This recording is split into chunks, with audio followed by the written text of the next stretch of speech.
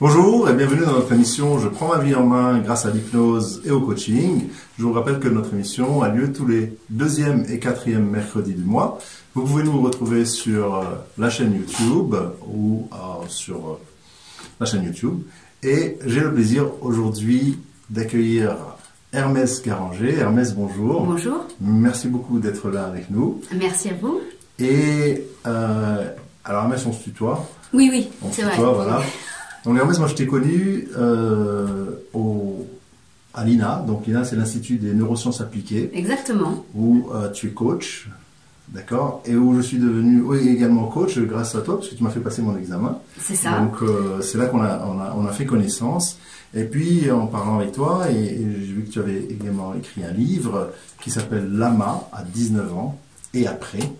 Et on va parler donc de ce livre, de ton expérience, de qui tu es, de ce que tu fais. Notamment, tu es Lama, donc c'est un titre dans le bouddhisme tibétain, exactement. D'accord. À quoi ça correspond? Alors on pourrait dire Lama, c'est enseignant du bouddhisme tibétain. Et ça pourrait être l'équivalent de prêtre ou rabbin. C'est un titre religieux qu'on obtient en sortant de retraite de méditation qui dure 3 ans. D'accord, et donc tu es rentré dans cette méditation, dans cette retraite, à l'âge de 15 ans. Exactement. Qui est un exploit extraordinaire, parce que c'est pas donné à tout le monde, c'est assez exceptionnel en tout cas. Et dans ce livre, tu racontes les conditions très rustiques de cette méditation, de cette retraite, qui sont avec vraiment, comme on dit, peut-être du pain et du sel et de l'eau. Il n'y avait pas grand-chose, effectivement. Pas grand-chose, plus le froid dans les hivers. Peut-être que tu peux nous raconter un peu ton parcours. Comment ça se fait que tu es arrivé là par rapport à tes parents, à ton éducation, et puis pourquoi est-ce que tu as voulu faire cette retraite? Alors en fait, je ne suis pas tombée par hasard le jour de l'entrée en retraite.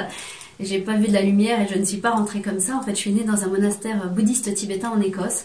Mes parents étaient partis une semaine. À l'origine, c'était une semaine, mais ils sont restés 2 ans. Donc, je suis née dans le monastère en Écosse. Et quand ils sont entrés en France, ils ont décidé à leur tour de fonder un centre tibétain en France, parce qu'il n'en existait pas dans les années 70. Donc, ils ont acheté un terrain en Bourgogne avec un petit château qu'ils ont offert aux maîtres tibétains rencontrés en Écosse. Et donc, j'ai vécu là pendant toute mon enfance, entourée des lamas tibétains. Et la journée, j'allais à l'école du village. Et puis, le soir, je rentrais au monastère. Et finalement, à 15 ans et demi, j'ai demandé à mes parents s'il était possible de faire cette retraite de 3 ans, voyant les résidents que je considérais un peu comme des membres de ma famille, des oncles ou des tantes qui rentraient en retraite et qui ressortaient 3 ans après. Pour moi, c'était une source d'inspiration et j'avais dit à mes parents, mais un jour, après le bac, plus tard, j'aimerais faire cette retraite pour apprendre à être heureuse, apprendre à méditer, apprendre à me connaître. Donc, c'était prévu pour après le bac. Voilà. Et suite à un désistement, quelques jours avant l'entrée en retraite, on me propose cette petite cellule de 9 mètres carrés qui reste. Et on me demande si je veux remplacer la femme qui s'est désistée. Et alors moi je dis oui tout de suite. Ma maman me suit dans l'aventure et puis j'appelle mon père le lendemain à Paris en lui disant que je pars après-demain en retraite pour 3 ans. Et donc lui, ça a été plus difficile à convaincre. Et en même temps, le matin même, on m'avait rasé les cheveux, habillée en tenue Bordeaux comme la tenue qu'on voit sur le Dalai Lama ou Mathieu Ricard. Donc pour moi, c'était une évidence, quoi. Ben non, je suis rasée.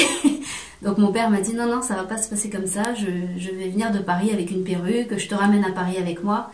Donc ma mère a négocié un certain temps avec lui et puis ils m'ont laissé partir vivre cette aventure. Oui, cette aventure, une aventure qui est restée sur 9 mètres carrés pratiquement. Exactement, on bouge pas beaucoup, on dort même assis. C'est ça, une grande aventure.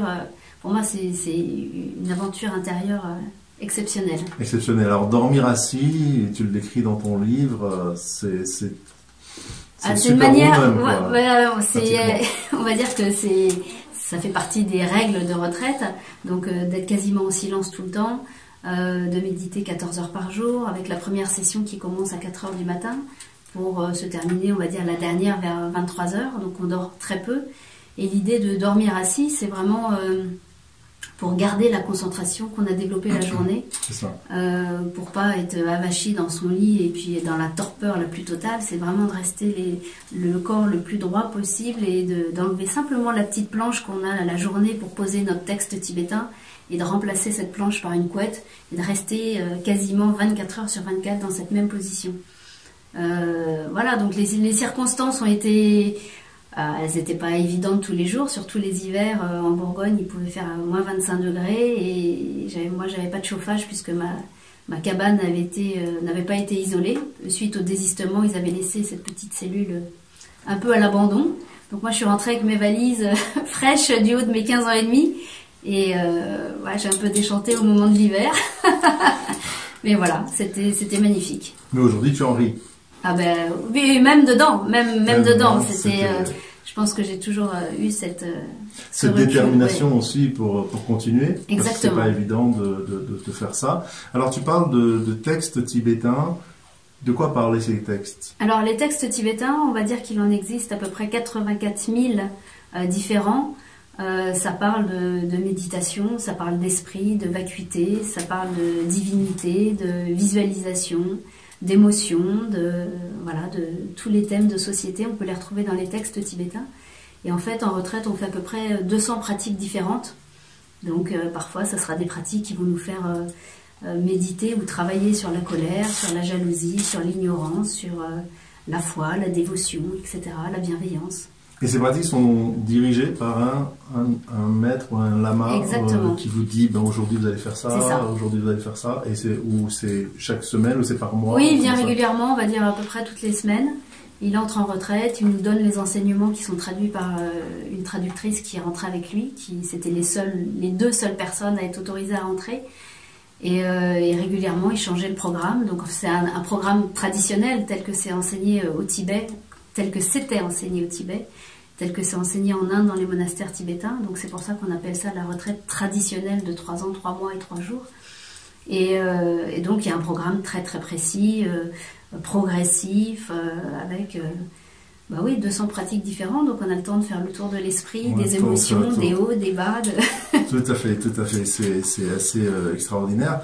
Et donc une fois cette maîtrise, parce que je l'appelle cette maîtrise de soi, par rapport à son esprit, par rapport à qui on est,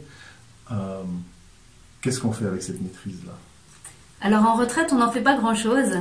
Je dirais que comme on est confiné dans un endroit bienveillant, serein, comme un cocon, il ne peut rien nous arriver, donc on a l'impression de méditer sur nos émotions, et qu'elles sont multipliées par 1000, parce qu'on croise les mêmes têtes pendant 3 ans, les mêmes 9 filles que je vais croiser pendant les 3 ans, que j'ai envie ou pas, de toute façon je vais les croiser dans le petit jardin, dans l'enceinte qui est fermée par des immenses palissades.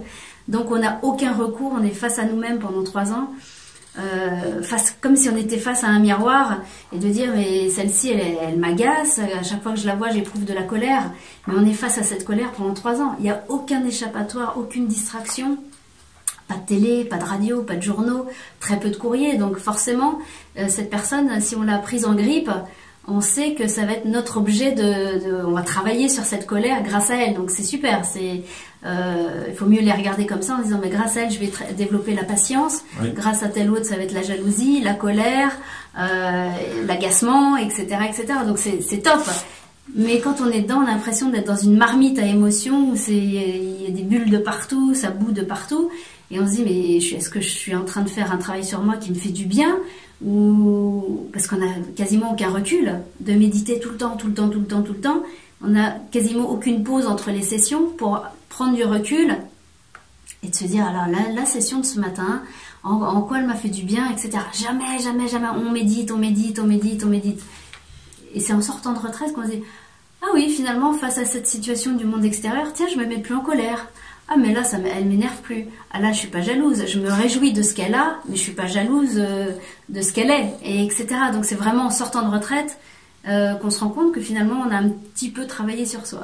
un petit peu, beaucoup. C'est intéressant. On va revenir là-dessus, sur la méditation, parce que moi, je regarde aussi les sources que l'on a, personnellement, donc dans la Torah, où on a on fait de la méditation 3 fois par jour, on rentre dans notre bulle et on a on doit complètement s'isoler du monde pour se concentrer, et c'est peut-être, enfin c'est ma définition, peut-être que tu en as une autre, se concentrer, rester focus sur un sujet, ou en tout cas, et empêcher l'esprit indépendant, c'est-à-dire l'inconscient qui est un esprit indépendant, de venir perturber par d'autres idées ou d'autres images ce sur quoi on est concentré, le sujet sur lequel on est concentré. Et on parle dans les textes de la Torah que Abraham a eu plusieurs enfants, plusieurs fils, d'accord, où Abraham a été, et tous les prophètes sont considérés comme les premiers méditants, d'accord, puisque pour arriver à entendre le message divin, il fallait être hyper concentré et hyper détaché de toute la matérialité. Et donc, Abraham a eu plusieurs fils, donc on parle de Isaac et de Ésaü, et puis aussi d'autres enfants, et la Bible dit qu'il les a envoyés vers l'Est. D'accord. Il les a envoyés vers l'Est, avec des cadeaux. Avec des cadeaux, et donc les commentateurs de la Bible disent que ce sont des cadeaux spirituels qu'il a envoyés pour les peuplades de l'Est, qui sont soit au Tibet, soit dans les pays asiatiques, et leur permettre également d'acquérir cette spiritualité-là qu'il y avait dans le Moyen-Orient à l'époque, au départ. D'accord. Et on retrouve ces mêmes méditations qui sont là, dans les textes de la Kabbale, etc., que beaucoup ont perdu. Donc dans le judaïsme, on a beaucoup perdu ça, mais que certains font encore. Certains font encore. Alors c'est intéressant. Moi, ce qui m'intéresse aussi par rapport à ce que tu fais et tes expériences, c'est comment est-ce que tu définis la méditation, rentrer en méditation, comment est-ce que quelqu'un, si tu voulais donner un conseil, comment est-ce qu'on médite en fait? Parce qu'on ne sait pas, c'est quoi la définition de méditer? Alors c'est vrai que nous dans le bouddhisme, on aurait tendance plutôt à dire de laisser venir les pensées telles qu'elles viennent, plutôt que les empêcher comme tu exprimais tout à l'heure. Mais effectivement, on a toujours un support de méditation, c'est-à-dire qu'on commence à partir d'un support. Donc pour les débutants, on peut dire la respiration, puisqu'elle fait partie de nous. Donc on se concentre sur la respiration comme premier support. Et puis après, ça peut être sur un support extérieur, une photo, une image qui nous inspire, un paysage, le soleil, un coucher de soleil, etc. Et puis après, petit à petit, plus on évolue ou plus on est habitué à ce genre de méditation, et plus on peut se détacher du support. C'est-à-dire que les grands méditants, ils méditent simplement sur des états de vacuité, de lucidité, de clarté, mais sans avoir plus aucun support. C'est-à-dire que l'état de conscience n'est plus le même que quand on se concentre sur la respiration. C'est bien, c'est mignon au début, mais d'aller chercher encore plus loin, d'aller dans un autre état de conscience, et finalement dans cet état de conscience, tout est clarté, lucidité. C'est comme un lac qui serait complètement transparent. On voit au travers, il n'est plus du tout agité par les émotions, le côté, les pensées qui nous dérangent, etc. Même si on a des pensées, elles ne nous dérangent plus en fait, dans cet état de clarté, de lucidité. On n'est plus en train de faire notre liste de courses, on n'est plus en train de réfléchir à ce qui nous a fait du mal tout à l'heure, ce qui nous a contrarié, ce qu'on va faire ce soir. On se détache vraiment du support de méditation pour être dans quelque chose de très vaste. C'est ce qu'on appelle la vacuité, c'est quelque chose d'illimité, comme on va dire le ciel, et finalement qu'il y ait des nuages dans le ciel, ça ne nous dérange plus en tant que méditant quand on arrive à cet état de conscience. Mais pour moi, toutes les religions, on va dire, ou toutes les spiritualités se rejoignent. Oui, bien sûr, elles se rejoignent absolument. Je pensais justement au fait que lorsque l'on arrive à cet état-là, on arrive à contrôler son inconscient. Parce que l'inconscient, puisqu'on est inconscient de cet inconscient, d'accord, il a une vie indépendante de lui-même, et il y a ce qui s'appelle donc les conflits inconscients. À l'intérieur de nous-mêmes, on voudrait faire ci, faire ça, mais on ne sait même pas qu'on a ce conflit à l'intérieur. Et en méditant, et ce sont des exercices qui demandent des heures et des heures de pratique tous les jours, Et ne fût-ce que demander à quelqu'un de penser pendant une demi-heure ou même 10 minutes à, je ne sais pas comment il va arranger les meubles de sa maison, il va être tout de suite pollué par d'autres pensées. Et pourquoi? Parce que son inconscient lui envoie des messages. Et en méditant, il arrive à contrôler son inconscient. Et ça, c'est quelque chose de fabuleux, quelque chose d'extraordinaire, parce qu'on arrive à avoir ce super pouvoir que normalement tous les humains devraient avoir. C'est ça. Bon, sans rentrer 3 ans et 3 jours. Bien sûr, oui. Jours, parce que ça c'est assez extrême. Mais c'est vrai que ce travail de méditer apporterait beaucoup de bien-être aux gens. Exactement. C'est pour ça que nous on le fait au moins 3 fois par jour. On doit le faire 3 fois par jour pendant quelques minutes. C'est 5-6 minutes, ça dépend des gens. Mais en tout cas, de sortir de la routine du train-train quotidien. Et ceux qui peuvent faire plus, qu'ils fassent plus. C'est vrai qu'en termes de méditation, moi j'ai tendance à dire que méditer ne serait-ce que 3 à 5 minutes par jour, c'est même pas 3 fois, c'est entre guillemets de ne rien faire. Moi je dis méditer, c'est donner des vacances à son esprit.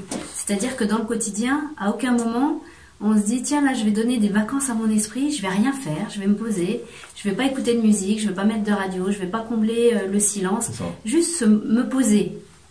Et me poser, c'est me détacher du mental. On est tout le temps en conflit avec notre mental, à réfléchir, à cogiter, à souffrir de toutes ces pensées, de toutes ces émotions. Et à aucun moment on se détache, on prend de la hauteur, simplement pour dire, je laisse reposer l'eau du lac. Exactement. Et je reviens après. Et finalement, on revient 3 minutes après et on voit la limpidité, on voit d'autres solutions qu'on n'avait peut-être même pas envisagées parce que le lac a été remué avec de la boue et mélangé et que c'était opaque et flou et on ne savait pas dans quelle direction aller. Et là, juste de se poser et d'attendre que l'eau repose et que la boue, elle revienne au fond, etc. C'est rien. C'est rien. C'est rien. Et en même temps, c'est un entraînement de dire méditer. Le terme tibétain, ça veut dire gomme, ça veut dire entraîner son esprit. C'est l'entraîner à avoir des nouvelles perspectives, l'entraîner à réfléchir différemment, à penser différemment, l'entraîner aussi par rapport aux émotions, à les reconnaître, les analyser, les transformer, les canaliser, développer des belles valeurs, la bienveillance. À aucun moment dans la journée on s'assied en disant tiens, là je vais méditer, je vais penser à être bienveillante. Jamais. À aucun moment on envoie de l'amour ou de la bienveillance à quelqu'un. Ouais. C'est souvent moi je. Et le fait de méditer, ça serait aussi se détacher de son ego. Exactement, c'est voilà, tout à fait ça. On pourrait, là tu parlais tout à l'heure d'inconscient, etc. Pour moi, quand on médite, par exemple, je peux me mettre en méditation avec une sensation, tiens, j'ai vu un truc sur Facebook, ça m'a agacé, ça m'énerve, de mal-être ou de colère, etc. Si je médite et que je me détache du truc et que c'est plus mon ego qui est agacé par la situation ou parce que les posts que je vois qui sont un peu mensongers, etc., je me détache du truc, je fais ok, envoie-lui juste de l'amour. C'est peut-être par ignorance que cette personne, elle raconte n'importe quoi sur la méditation, mais plutôt que moi me mettre en colère, d'éprouver de la bienveillance et de l'amour en disant allez, envoie-lui ça, c'est peut-être de l'ignorance, peut-être qu'elle n'a pas assez étudié, peut-être qu'elle n'a pas été bien formée par la bonne personne, peut-être que de lui expliquer ce que c'est que... Peut-être qu'elle est méchante. Non, mais c'est quand on se détache de l'ego, finalement, on est moins jaloux ou plus jaloux. On est moins en colère, on est plus compréhensif, on est plus ouvert d'esprit. Donc ça aide quand même dans bien des situations. Ça aide tout le temps parce que en fait l'ego c'est le corps. Donc lorsque qui est-ce qui a peur, c'est toujours le corps qui a peur d'avoir faim, qui a peur du danger. Mais l'âme, la personne elle-même, elle n'a pas peur. Donc quand on va donner plus d'importance au corps, au matériel, donc plus d'importance à son ego, eh ben, on est plus enclin à ces émotions de colère, de peur, d'envie, de jalousie.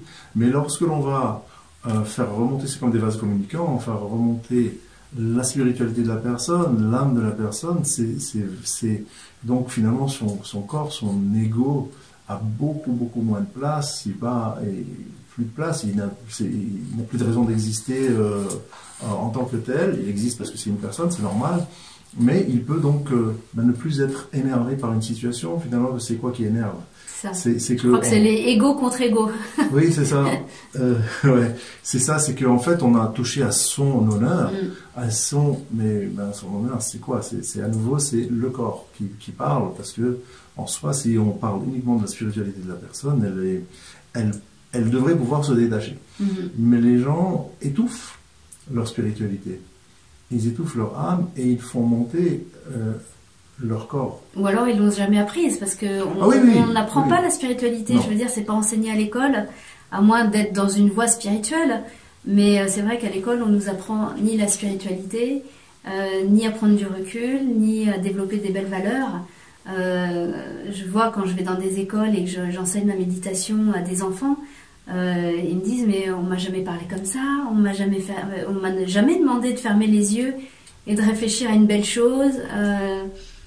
Donc on se rend compte que même enfant, cet apprentissage il n'existe pas. Non, il n'existe pas. Alors adulte, nous on a la possibilité d'aller chercher à droite à gauche par curiosité, on trouve plein de choses sur internet, des applications, et donc on a cette chance nous en tant qu'adultes.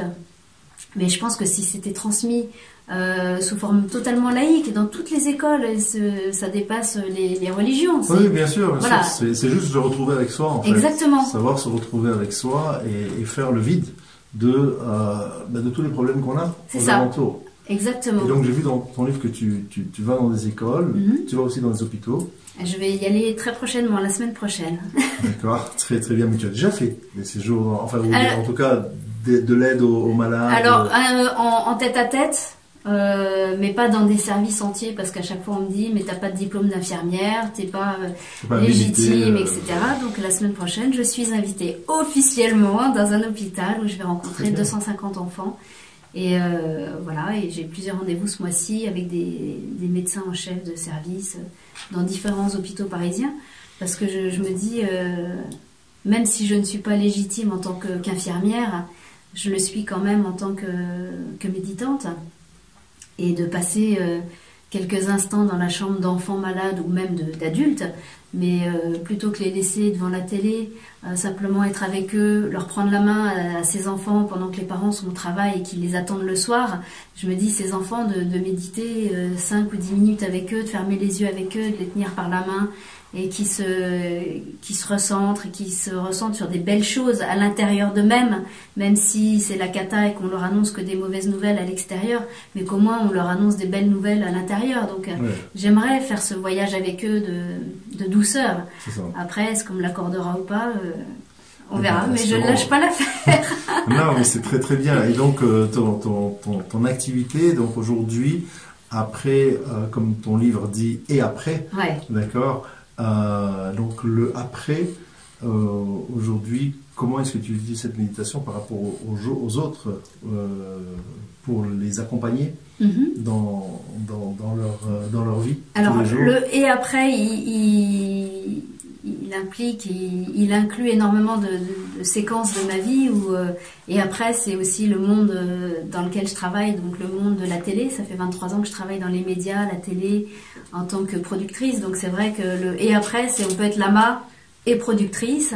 Le et après c'est lama et maman, donc j'ai une fille de 12 ans, et puis le et après c'est qu'est-ce que je fais de la méditation dans les moments difficile de la vie, donc suite à l'AVC du père de ma fille, comment on se bat entre la vie et la mort pour quelqu'un, comment on se bat, mais d'une manière où comment j'intègre la méditation pour accompagner dans la souffrance, qu'est-ce que j'en fais au quotidien, comment et puis à la fin du livre c'est et maintenant j'ai envie d'aller dans les prisons, dans les hôpitaux, de continuer les écoles, d'aller dans les entreprises, de rendre la méditation accessible à tous, une méditation totalement laïque, moderne, en tirant uniquement l'essence de ce que j'ai appris moi dans le bouddhisme tibétain, de me dire j'ai passé 40 ans de ma vie dans le bouddhisme tibétain avec les plus grands maîtres, Dalai Lama et des grands maîtres comme ça.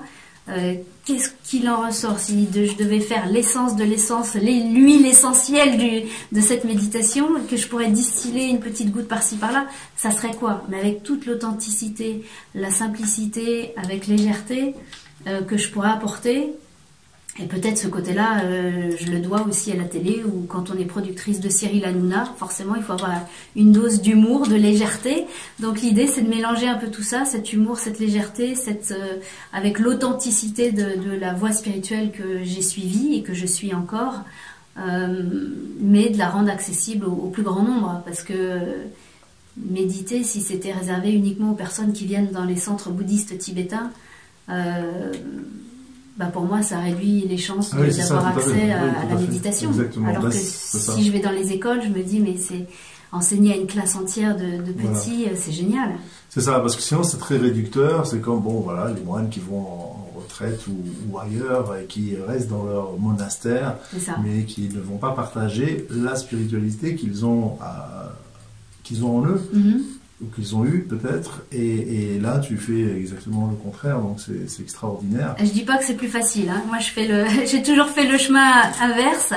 Je dis souvent je suis rebelle moi, c'est-à-dire que plutôt qu'aller dans la direction lama, ou quand on m'a demandé d'enseigner le bouddhisme après ma retraite, j'ai dit non, moi je veux d'abord aller voir ce qui se passe dans la vie, qu'est-ce que c'est que... Enfin, pour moi, donner des conseils aux personnes si je n'ai pas vécu les mêmes choses, je trouve que c'est assez prétentieux. Ouais. C'est-à-dire que dire à quelqu'un qui est en train de se séparer, oh bah t'inquiète pas, ça va passer, etc.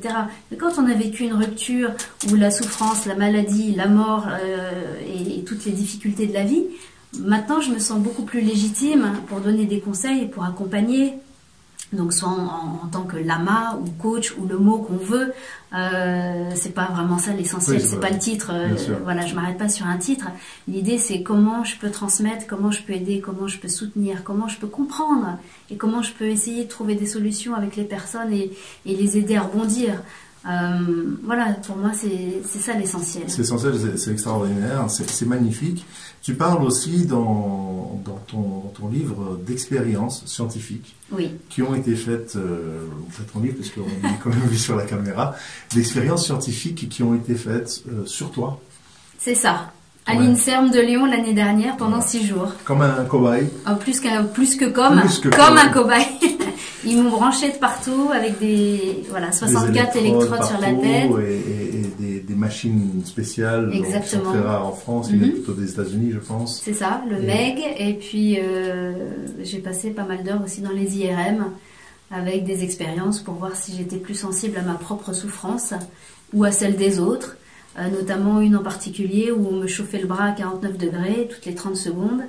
Et au bout de 3 heures, quand je sors de l'IRM, je dis mais est-ce que vous m'avez vraiment chauffé le bras parce que j'ai pas senti grand-chose. Quand on me détache le bras, que je vois la marque, effectivement, j'avais été plus que chauffée. Tu avais été brûlée, j'avais des photos, Mais en même temps, je n'ai rien senti parce que en même temps en parallèle, il fallait que je médite, en parallèle, il fallait que j'occupe aussi mon cerveau à faire du calcul mental.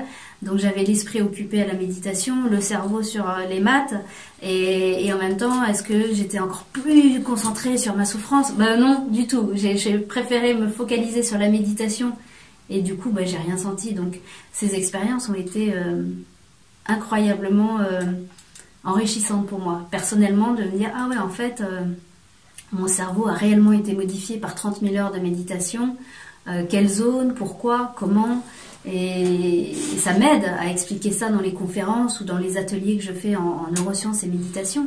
C'est d'expliquer que, ok, j'ai exploré mon esprit pendant 30 000 heures, mais derrière, j'ai eu 10 neuroscientifiques qui se sont penchés sur mon cas. Et c'était passionnant. La boucle est bouclée. Pour moi, c'était... J'avais pas besoin des neuroscientifiques pour me prouver qu'il y avait des petites choses différentes. Mais bon, comme on m'a proposé cette expérience, j'ai foncé.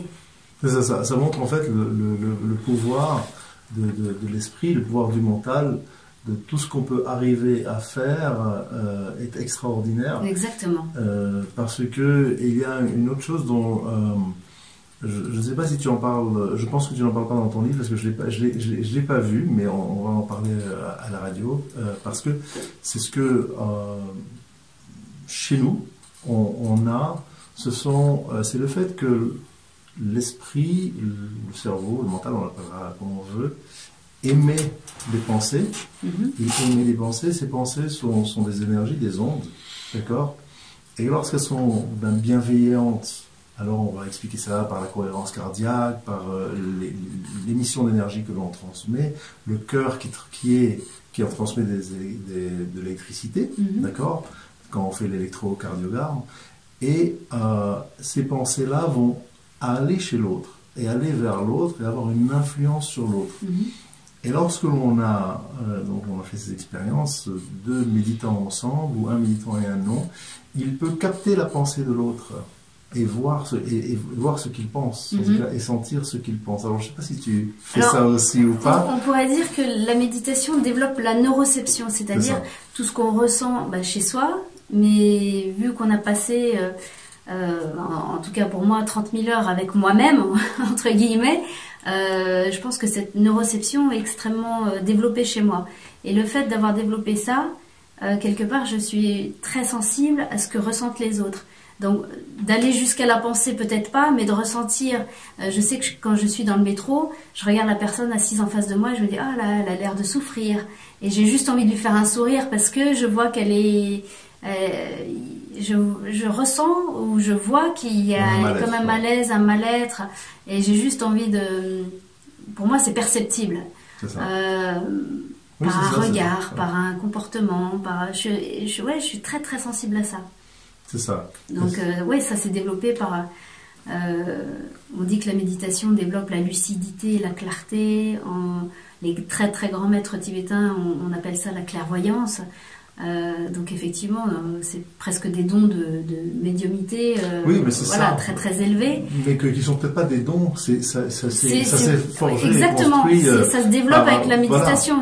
Voilà. C'est comme un ressenti. Alors autour de moi, on me dit, mais t'as des antennes. Alors je rigole à chaque fois, voilà. Quand on me dit, mais toi tes antennes, t'as senti le truc. Je fais, non, pour moi, c'est comme une évidence. Je pourrais pas dire. Alors certaines personnes appellent ça l'intuition. Mais quand je dois prendre une décision, à chaque fois je me détache du truc, je dis je vais pas prendre la décision avec mon mental. Cette décision elle est trop importante, il faut pas que ça soit mélangé avec mon ego, l'affect, les émotions, les qu'en dira-t-on, les jugements des autres, les peurs des autres, les croyances, je veux rien. Et donc je me détache du truc et après quelques minutes de méditation je reviens, je dis finalement je vais pas faire cette conférence, finalement je vais pas aller au Portugal, j'avais une opportunité, je vais pas y aller, mais je peux pas expliquer pourquoi. Pour moi c'est juste une évidence, et je ressors de la méditation et c'est comme non, j'y vais pas, point. Et j'ai la chance que tu sois venu à Radio Anga alors. Ah mais quand tu m'as posé la question, j'étais méditée, je me suis dit, attends, est-ce que j'y vais? C'était une évidence. Voilà, très bien, super, extraordinaire.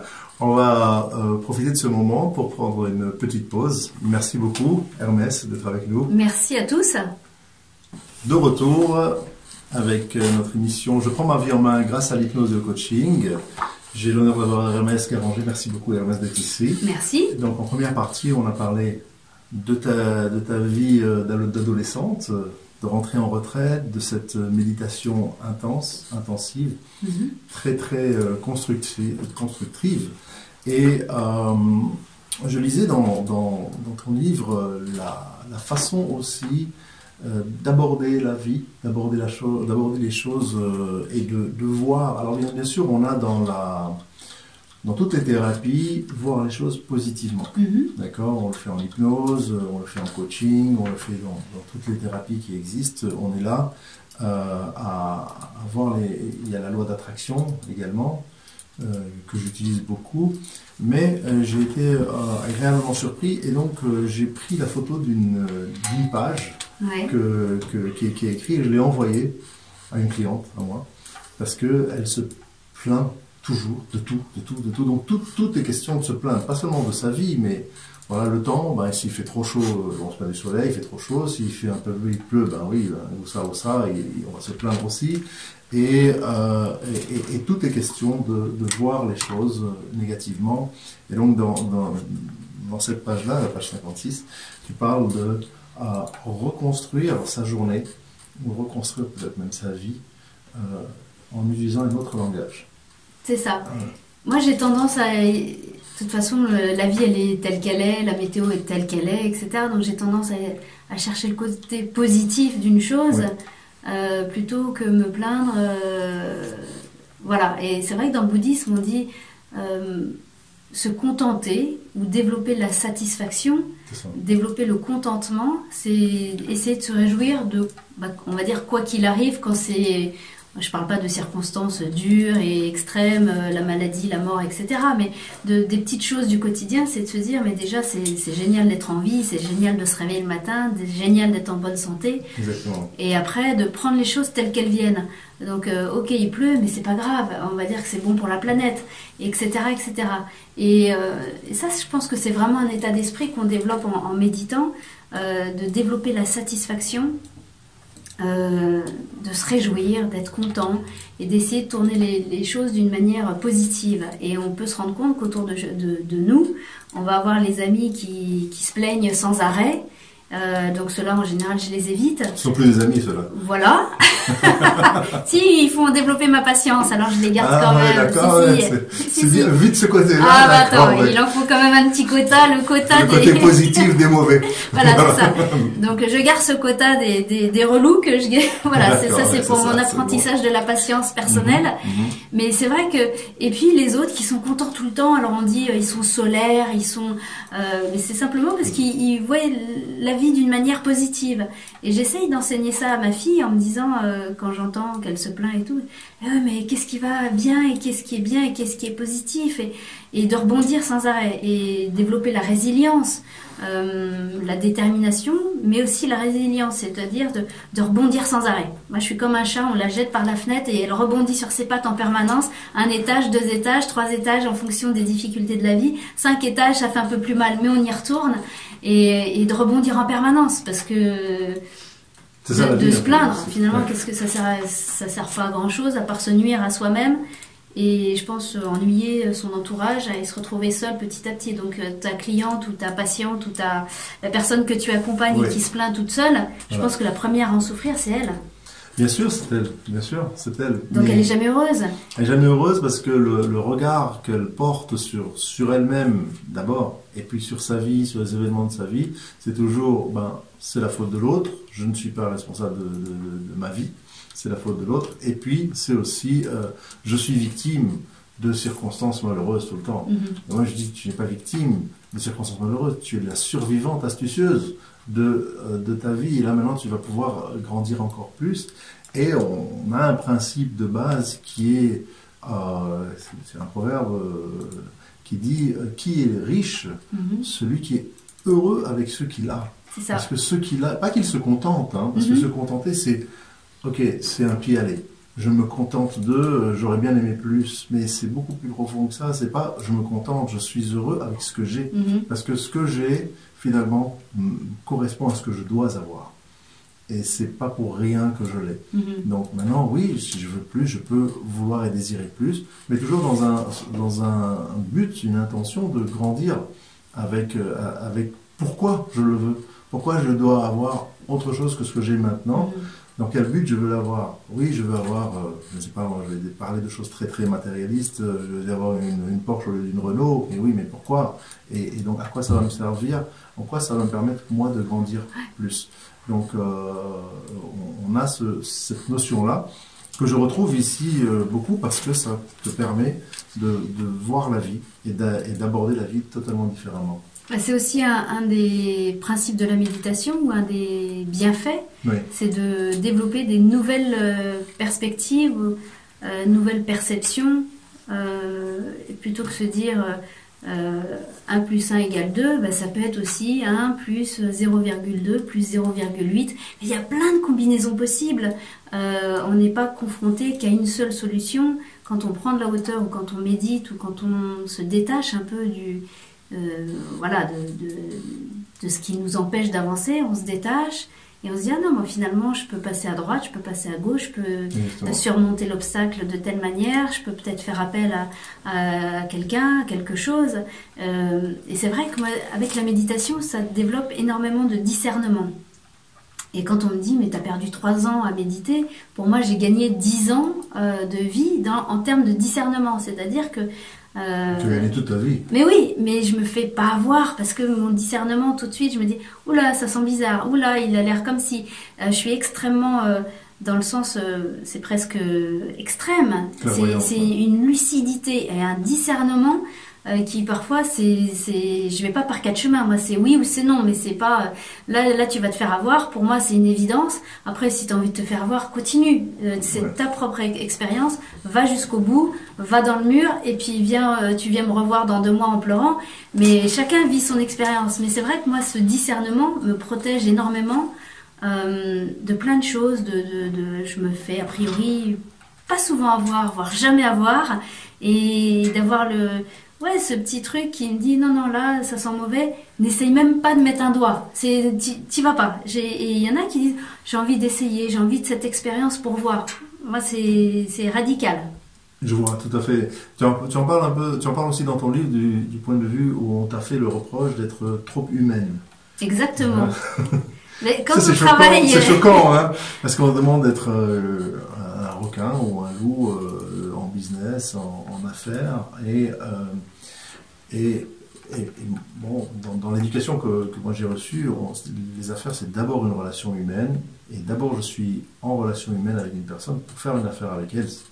Et c'est pas du tout cette mentalité-là, donc je retrouve aussi dans ton livre, où tu as su dans le milieu du showbiz, et c'est pas évident. Alors c'est pas évident, après quel que soit le domaine, moi je parle de ça dans le milieu de la télé, effectivement quand on me dit t'es trop bienveillante ou t'es trop humaine avec les équipes, sois plus comme si, n'accepte pas les heures sup, on paye pas les équipes comme si, etc. Pour moi, il y a une justice ou une justesse. C'est-à-dire que si les personnes ont travaillé la nuit, c'est normal qu'elles basculent sur un tarif de nuit parce que quand on est intermittent du spectacle, c'est pas le même prix un dimanche qu'en semaine.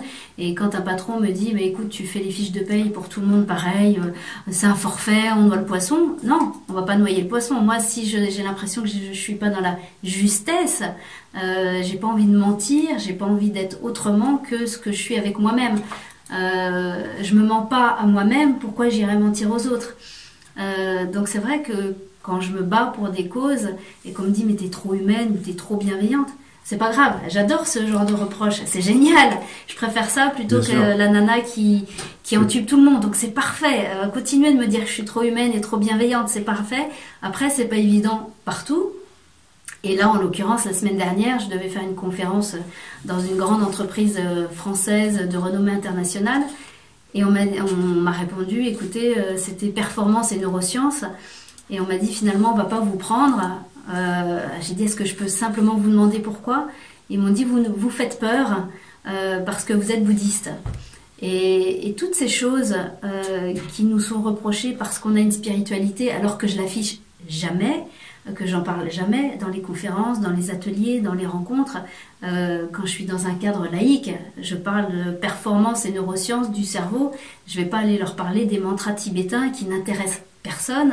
Et si j'avais choisi cette voie-là, j'aurais choisi le fait d'être lama, installé dans un monastère bouddhiste tibétain, avec des disciples qui viennent se prosterner à mes pieds.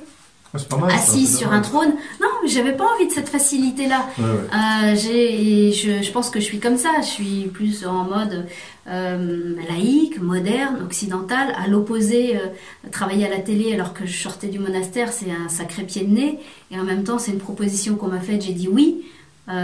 J'aurais pu dire non, je reste confinée dans ma sérénité, à faire brûler de l'encens et à prier pour la paix dans le monde. Mais c'est pas moi. Donc quand les sociétés me disent vous faites peur parce que vous êtes bouddhiste, quelque part c'est aussi un super compliment de se dire ils ont peur de la bienveillance, ils ont peur de l'ouverture d'esprit, ils ont peur du prix Nobel de la paix qu'est le Dalai Lama, et peur de ce que ça engendre, ce que ça représente, peur des belles valeurs. Donc c'est génial de se dire que les entreprises ont peur de ça.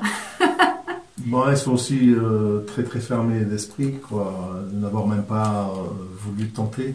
Aucune curiosité. Voilà, c'est une très très grosse fermeture d'esprit. Lama en hébreu, ça veut dire pourquoi. D'accord. Alors pourquoi et après? Voilà, c'est ça. Il y en a des questions dans ce livre. Non, mais c'est se poser des questions, c'est ça, c'est se poser des questions, c'est se remettre en question en fait. Et ces gens-là ne savent pas se remettre en question. Ils ne savent pas remettre en question leur petit confort qu'ils ont tous les jours, là, leur costume cravate, sans caricaturer, mais c'est un peu ça, où on ne sait pas que tous les employés et tous ces gens ont leurs propres émotions, mais ils essayent de les confiner, ils sont castrés en fait par rapport à ça. Et ça, c'est très dommage, de refuser cette opportunité de te voir, enfin, ou de t'entendre. Oui, puis moi j'ai l'impression d'appartenir au même monde qu'eux. C'est pas parce que j'ai le titre de lama entre guillemets qui me sert à rien. Enfin, c'est pas un titre que j'ai affiché sur mon front et je dis à tout le monde que je suis lama. Voilà, habillée, bien sûr, mais bien sûr. Donc vraiment, je me dis pour une conférence totalement laïque, moderne sur la performance et le cerveau. Je me dis d'où ils ont été chercher que je suis bouddhiste et que je vais les contaminer et parler de spiritualité à des ingénieurs ou à des...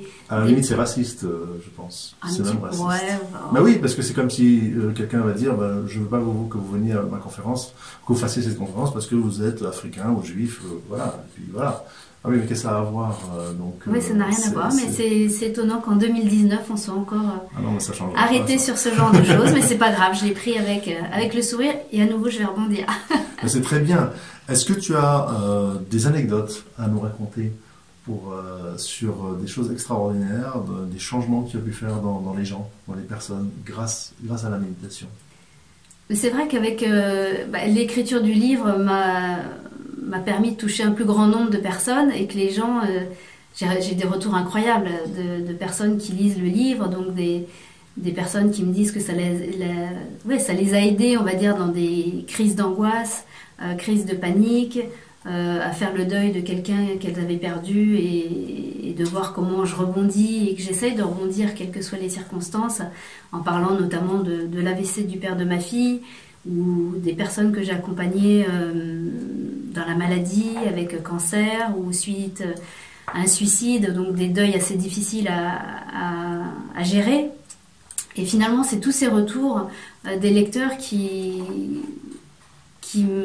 m'étonnent, parce que j'ai simplement écrit ce livre pour ma fille en me disant mais si je devais lui raconter mon histoire, comment je raconterais l'histoire? J'ai commencé à l'écrire à l'INSERM le soir dans ma chambre. Une fois que j'étais débranchée, je me dis il faut que je raconte ce qu'ils m'ont fait aujourd'hui, c'était improbable. Ils m'ont attachée, ils m'ont envoyé des décharges électriques dans le bras, et ci et ça. Donc j'écrivais sur un petit carnet, puis quand je suis rentrée à Paris, j'ai dit je vais remettre ça au propre. Ah mais si je lui fais lire un jour ça, il faut qu'elle comprenne pourquoi j'étais à l'INSERM. Mais il y a 30 ans, j'ai fait une retraite de 3 ans. Même si elle le sait, j'avais envie de le raconter.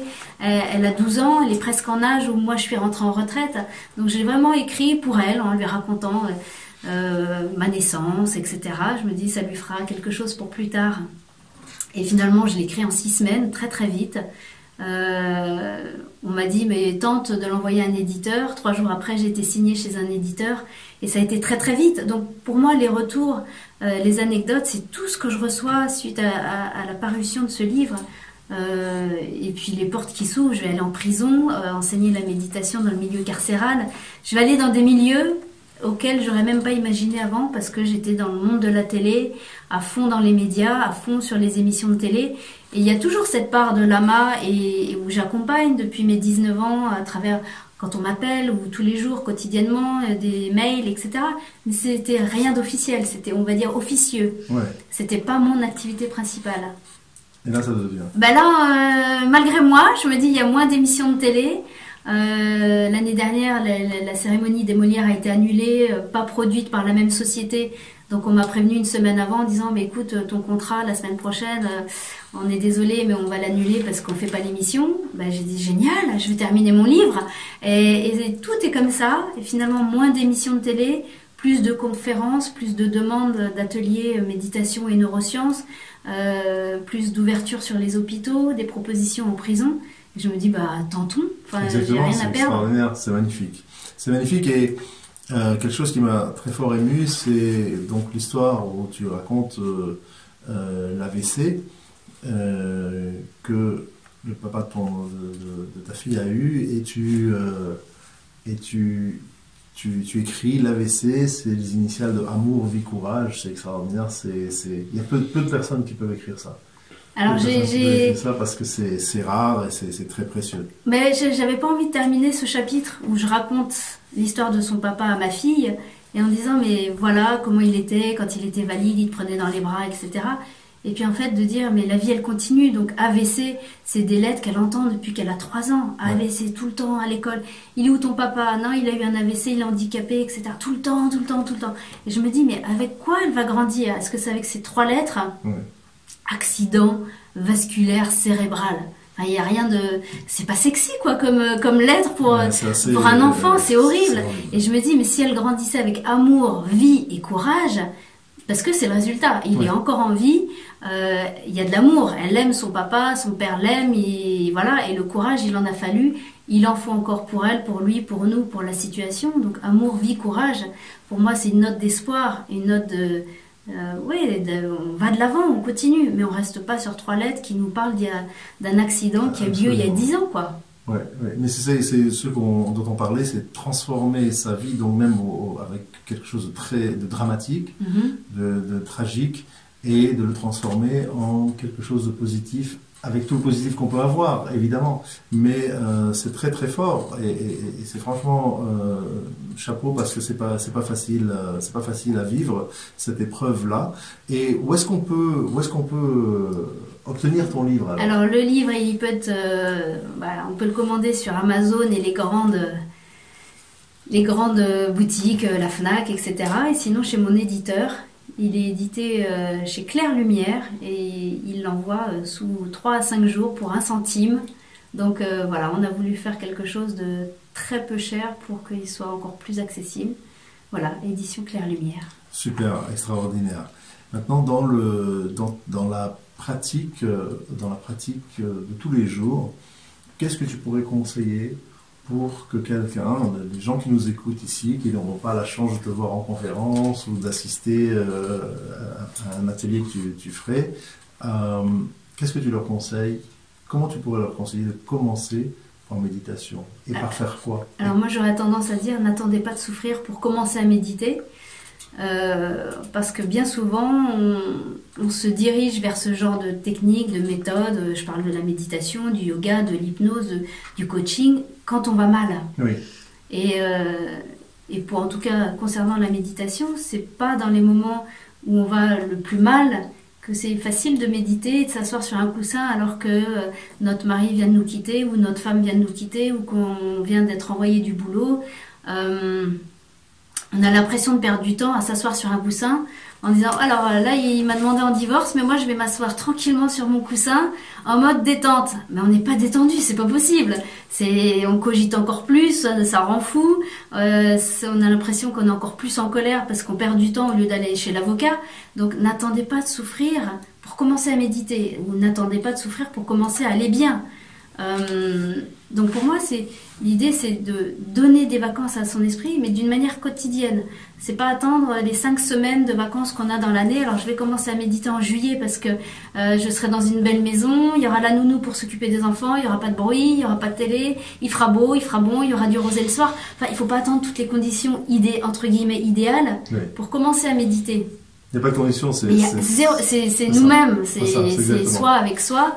Il n'y a pas de parenthèse de la vie, c'est comme ça. Mais c'est à nous de s'accorder cette petite parenthèse, donc de s'asseoir 3 minutes par jour, mais c'est rien.